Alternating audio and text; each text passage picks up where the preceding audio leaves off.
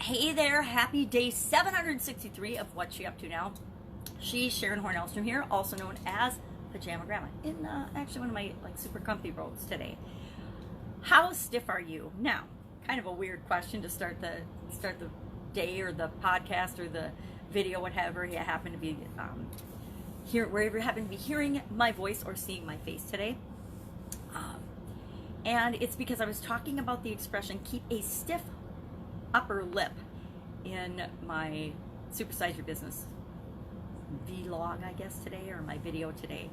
And I guess it's really, I love this expression, and I didn't know why, but as I was researching the meaning of it, it turns out that this expression, although it's from the 1800s, became really, really popular in the 1960s. I don't know why it became popular in the 1960s, maybe because there was so much change. I know every decade that I've lived in, we always feel as a society that there's so much change and so much going on, and we feel the same way today in the 2000s, the 2020s already, right? That's almost 60 years later, but we still feel this massive momentum and change going on in the world around us, right? And we're all a part of that. And oftentimes we need to keep a stiff upper lip, right? We need to remain calm and not super duper emotional, or not at least show a whole bunch of emotion. And we do that by being stoic and taking it. I do it by taking a deep breath, counting to 10 a lot of the time, and just breathing and keeping a stiff upper lip. I don't know that I've ever consciously cut my upper lip enough, because that would be just plain weird. But this expression, I was surprised that it's an American expression, because it actually, when we think of people being stoic and calm and collected, we often think of the British, and the British people being more reserved in terms of showing their emotion. And it actually, this expression was written in Britain in 1844, and it's been around, like I said, in America since the 1800s, but for some reason it had a resurgence and became really, really popular in the 1960s, which is, I was born in 1960, so the year I was born, that whole decade was really popular. And so it makes sense that I would have heard this. I think my parents probably more often said, "Buck up, Buttercup," or "Get your act together." Get your act together. I definitely heard that one over my lifetime. And just so many times that I personally, and people I know and care about, have had to keep a stiff upper lip and put a brave face on things. I worked in manufacturing, and a lot of times, not a lot of times, but sometimes we would have, we've had fatalities where I worked. We had, manufacturing can be really dangerous. We had, I had to take a guy and his finger to the hospital once, and what would have happened if I had been all panicky and crying and upset and hysterical during that situation. Now, this is how I kind of felt on the inside. I'm like, oh my God, I've got this guy's finger on ice after we shut down the line and had to take apart everything to find it, and now I'm taking it to the hospital with him, and they're going to try to sew his finger back on. I mean, inside I was like, oh my God, this is horrible, and it was. But on the outside, I was calm and collected and engaged, kept him engaged and stuff. And so there's just stuff that happens in our life that we need to deal with on the surface in a way that we don't even know we have the strength to deal with, in a calm and collected way.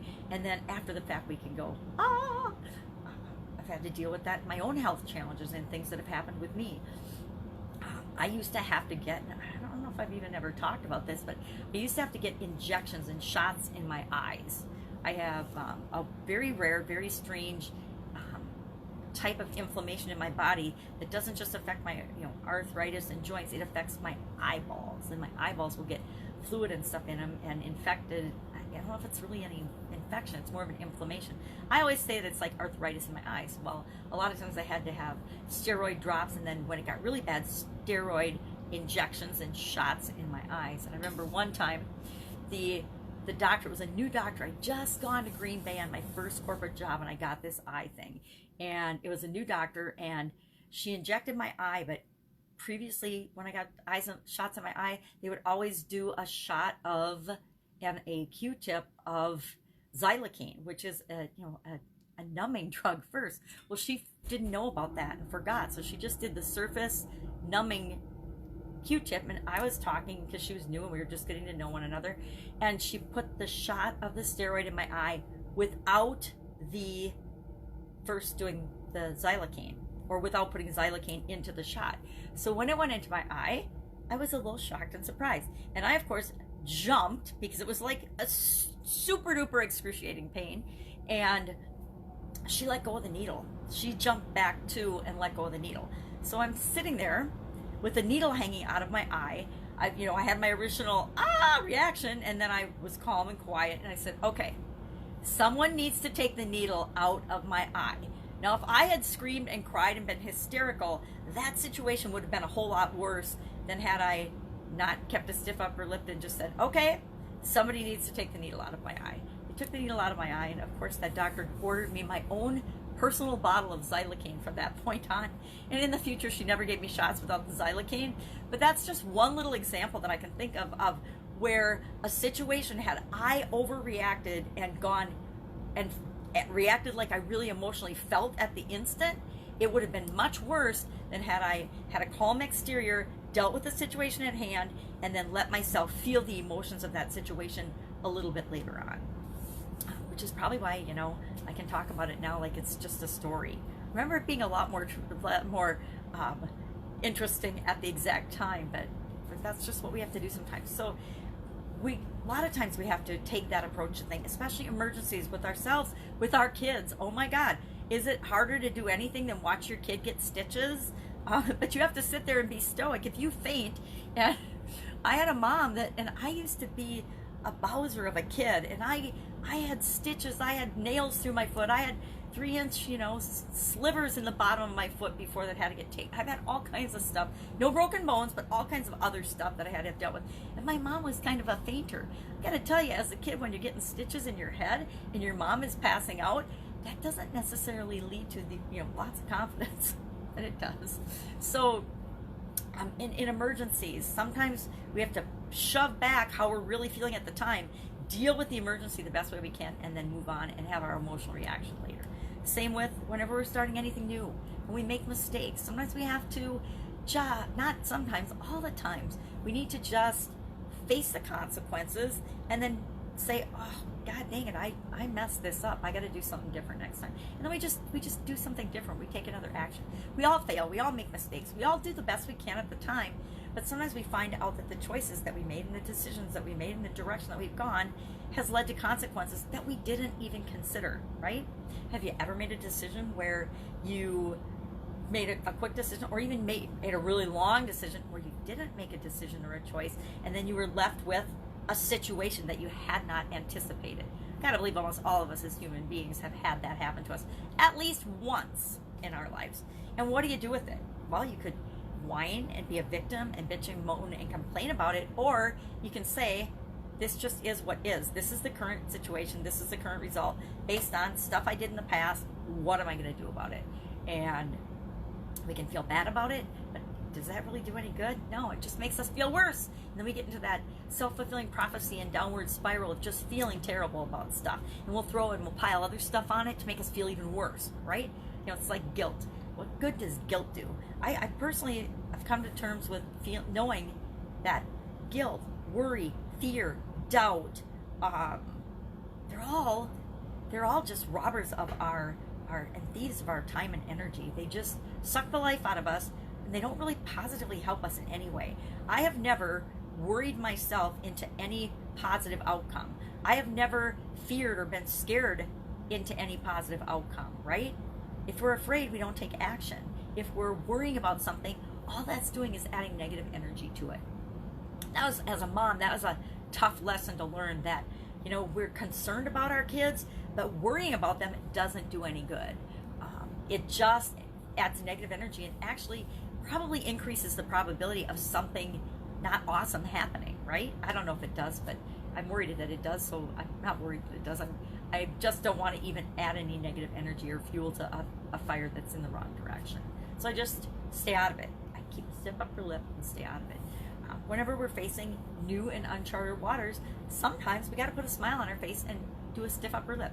All of us are different in terms of our how we want to interact with other people. Some people thrive on big, events with a gazillion people. Other people are introverted. I'm kind of a combination of both. Are introverted and are, more likely and happier and more comfortable on our own, doing things on our own. And so sometimes, though, we all have to interact with other people, right?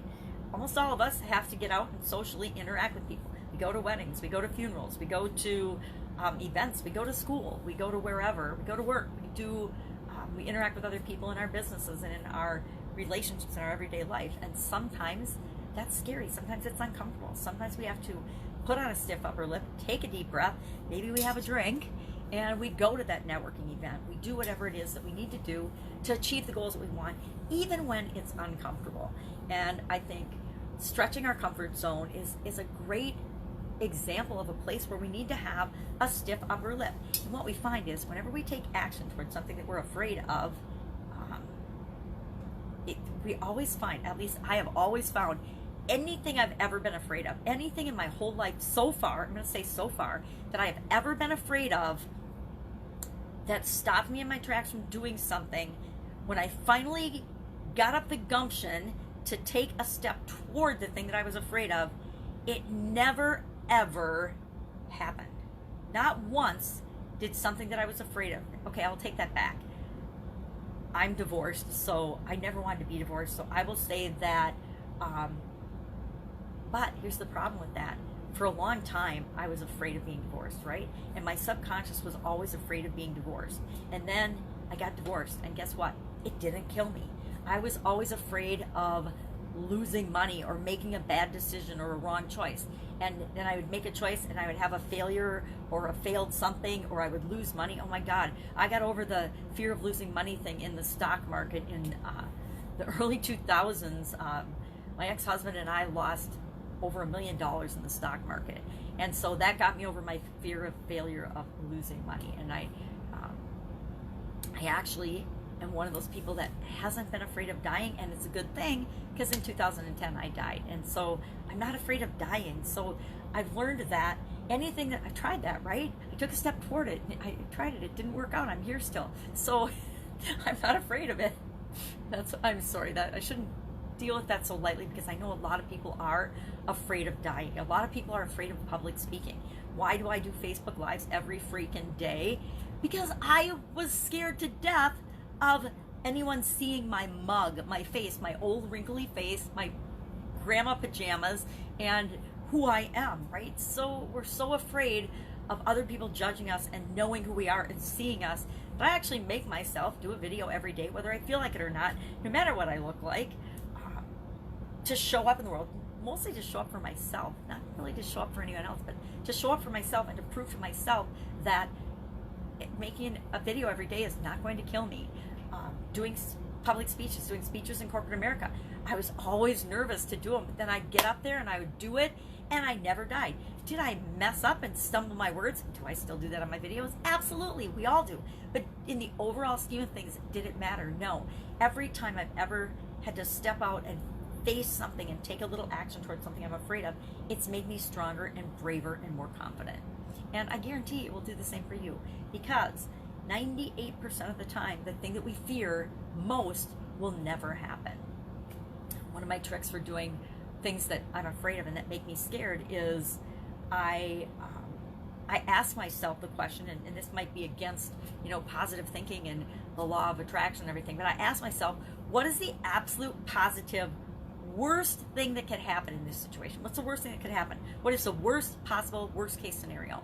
And then I ask myself, can I live with that? Can I live with getting divorced? Yep, absolutely positively can. Can I thrive after I get divorced? Sure. Can I live with shutting down my business? Yes, I absolutely positively can. I'm here.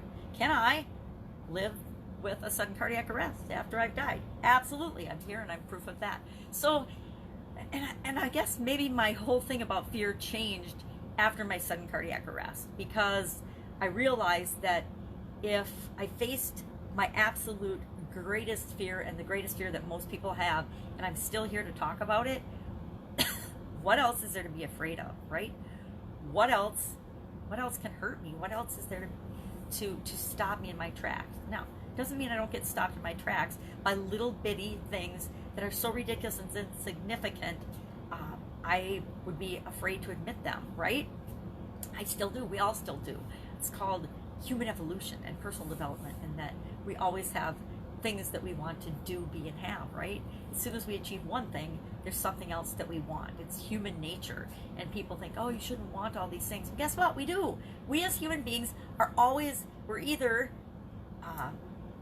upward spiraling, going toward what we want, or we're downward spiraling. There is no staying the same. We live in a world of constant, never-ending change. And if everything around us is changing, we either change with it and move in the direction we want, or we fight against it, and anything we fight against stops us and creates this downward spiral. I can't remember the training I learned that in that I just loved. I think it was, oh my gosh, what was it? A friend of my husband's, we went as a couple. We went, and then another couple, we're both divorced now, so that's interesting. But we went to this training, can't remember the name of it. It was actually with the Gillette company back in the Gillette days, and I can't remember what it's called, but it was wonderful, and it talked about the upward and the downward spiral, and that nothing ever stays the same. And it stuck with me. Obviously, this is at least 20 some years ago, and I still remember it. So there's things that we hear and learn that stick with us and impact us for the whole rest of our life.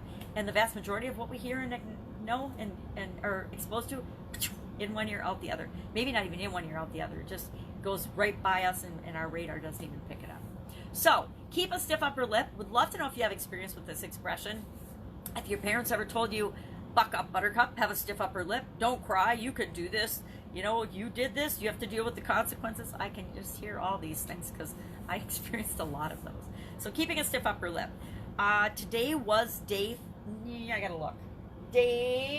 54 of the 365-day fun challenge, and that was a fun one too. We're talking about your favorite family memory. So everybody's sharing their favorite family memory, and I got a lot of really super fun, crazy. I think it was they in the challenge asked for your craziest family memory, but boy, I've got a lot of those. But I just said, hey, people, share your favorite family memory, because that could be anything.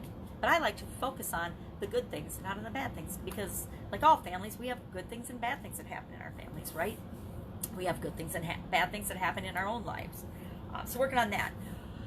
Live challenge workshop, March 23rd. I need to get my rear in gear and start working on the group that I'm going to do that in, and the group that I'm going to do that with, and start promoting. And by promoting, I mean sharing on social media. I'm not going to run ads to it or do anything like that. I'm proving to people that you do not need to spend money on advertising in the online world to attract the people that you want to your business. Now, if you want to do it super duper fast, you can throw all kinds of money at stuff and make things happen exponentially faster. But then you get the stories of the people that made $1 million in a year, but they are living at the poverty level because they really spent $900 some thousand on advertising and promotion to bring in that $1 million, and then they had $100,000 of fulfillment in the poorhouse because they didn't really make any money. So always look at people's stories and ask yourself, well, how did they really do that, and what was the real outcome of that? We're looking at improving our financial situation, really, not just on paper, right? I'm in an organization, and the One Funnel Away Challenge is actually in week 2, day 7 today, doing that with a small group of people, but it's kind of just in a side project right now because I'm working on my own challenge launch. And we have to always remember that when we see these success stories, to not compare ourselves to other people. Our journey is our journey, but to also look for the real story and the backstory. ClickFunnels is a good example. One Funnel Away Challenge, and not the One Funnel Away Challenge, the ClickFunnels 2 Comma Club Award, where you make $1 million in a single funnel. You get this award, and it's a cool award. You get this big plaque and this big award. And what a lot of people don't know is some of those people are doing super duper well that have won the 2 Comma Club Award. Other people not so much, right? Some of the people have made, they've bought their 2 Comma Club Award with advertising dollars and with promotion. And that's one way to get it. The other way to get it is to build a real business that is 7 figures, that feeds you and your family and helps you to do the things that you want to do beyond it just taking care of yourself and your family. And it's up to you what type of business that you want to build and what you want to show to the world. I say I'm going to show up every day and tell you what's really going on with me. So March 23rd, mark that on your calendars. Join me in the live challenge workshop. It's going to be a 5-day workshop. I am simplifying it, and simplifying it. My biggest challenge over the next 2 weeks is to cut out all the stuff that overwhelms people, because I tend to share way too much stuff, and that overwhelms people. And I don't want to overwhelm people. I want you to get the result that you want. And it's a super simple result, but it's one that eludes most people. It's like why there's so many Facebook Live challenges. The vast majority of the population is scared to death to get on camera and do a Facebook Live. That's why there's challenges all the time to do them. My first online challenge that I participated in someone else's was actually might have only been a 3-day. I think it was a 3-day Facebook Live challenge to do. It was with Mark Nelson, as a matter of fact. Thank you, Mark Nelson. I did his 3-day Facebook Live challenge. And I was actually the only one that did it. I was the only one that got on the first day and did a video. And of course, since I was the only one that did it in his huge group of people, he called me out. And that put enough pressure on me to make sure that I did the whole challenge. Otherwise, like most people, I might have quit. I might have said, all right, I'm not going to do this. Nobody else did it, so I'm not going to do it. But since he engaged with me and said, oh, wow, good job, even though it was a terrible video. I don't remember it now, but yesterday I was looking back at some of the challenges I've done, and I was going through some stuff to put a couple of extra videos up on my podcast, because at the end of each month, you lose all the memory that you don't lose and all you don't upload. So at the end of each month, when I remember, I try to fill up the rest of my memory. And I bought extra bandwidth, I guess, on my podcast this month, because I was doing things. So you have to buy it in like increments of like 200, whatever the unit of measure is. And so I had like 85 or 90 left. And I'm like, well, what am I going to do with this? And I'm just going to let it go away. So I put some of my old live challenge video, just the audio of those up. They're always videos. I do things in video, and then I strip the audio out and use that for my podcast. And so I put some of those up, and I ran across some stuff and some challenges. Oh my God, I forgot I even did them. I mean, it was really funny. And I watched some videos I did, my very first videos a couple of years ago. And if you think I'm terrible now, oh my God, you should go back and see some of those videos. Maybe I'll get really brave and I'll try to find like the very first video I ever made. And I know it was with a beaver puppet. I can see over there. The very first video I ever made was for something for Jim Edwards. And it was with this beaver puppet, because I was so scared I wasn't going to get on video by myself. So I'm talking to this beaver puppet in my very first video. I have got to try to find that because that would be pretty funny. I don't know where it is. I'd have to look, but I don't know where it is. But that would be pretty funny to bring that out. And like, I think it's bad now, and I trip over my tongue, and I dribble coffee down my face, and my nose itches, and whatever else. That's what I love about live video. You just show up and be yourself. What you see is what you get. WYSIWYG, just like that computer term. What you see is what you get. I think that's an absolutely less stressful and more fun way to be. So that's it. That's all I've got today. I'm working on my challenge, working on some projects around the house. Which are always ongoing. Every weekend is like project weekend, right? I don't know if your life's like that, but my life has always been like that. There's always things to do, right? There's never any shortage. I always laugh when people say that they're bored. I get kids being bored, but all you have to do is redirect their attention. Same with us adults. Really?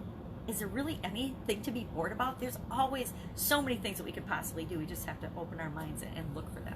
That's it. If I can help you in any way, hit me up and ask in the comments below. Like I say, if I don't know the answer, I will point you in the direction of somebody that does.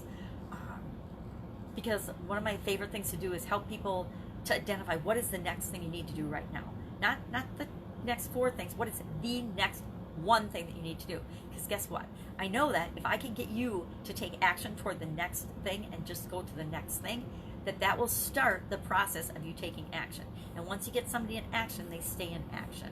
Remember that whole inertia and momentum discussion that you had in probably grade school science class? Well, it's the same thing. It's, you start the snowball up on the top of the hill and you get it rolling. You only have to give it a little bitty push. When you give it a little push, it rolls down the hill and becomes this giant, well, sometimes it's an avalanche, but sometimes it's just a giant snowball, right?